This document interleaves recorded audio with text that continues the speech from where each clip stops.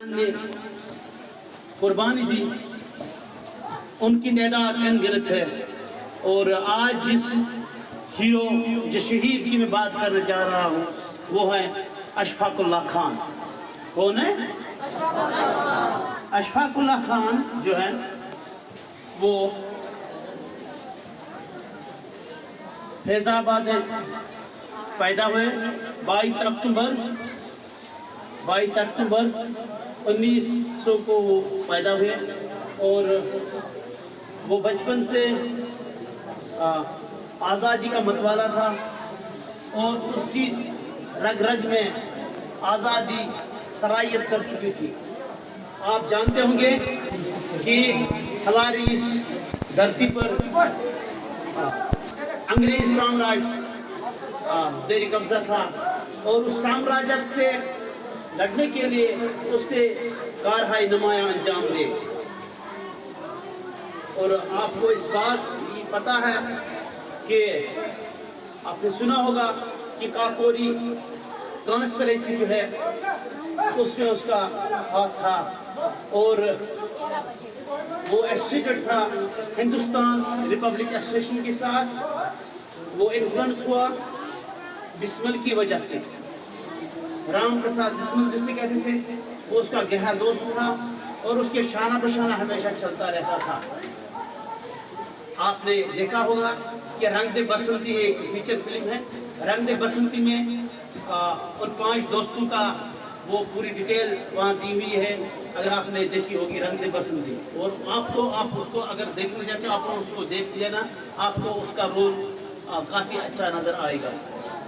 وہ کپور نام کر کے ایک ہیرو ہے، اس نے وہ اس کا رول نبھایا ہے اس کا اشفاق اللہ خان کا۔ اشفاق اللہ خان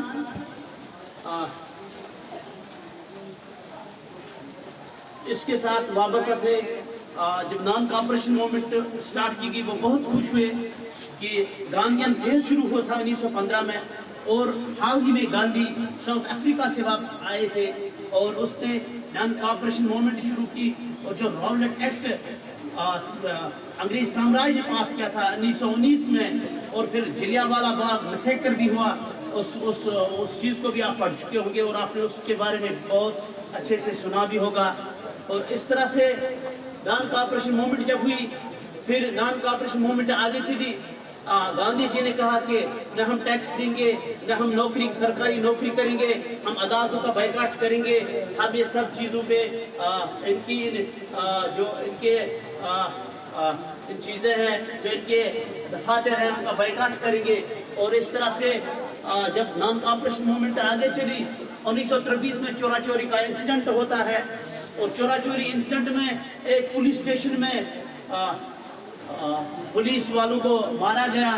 وہاں پہ وہ اس سے دل برداشتہ، گاندھی جی دل برداشتہ ہو کر اس مومنٹ کو ریکال کیا، یعنی کال آف کیا، اور پھر اس سے جو ریولوشنری تھی، جو ملیٹنٹ آرگنائزیشن تھی، ہندوستان سوشلسٹ ریپبلک نام کی انہوں نے بنائی۔ اس سے پہلے ہندوستان ریپبلک ایسوسیشن تھی، اب ہندوستان سوشلسٹ ریپبلک ایسوسیشن انہوں نے بنائی، اور انہوں نے کیا کیا، ان کو فنڈز کی ضرورت تھی۔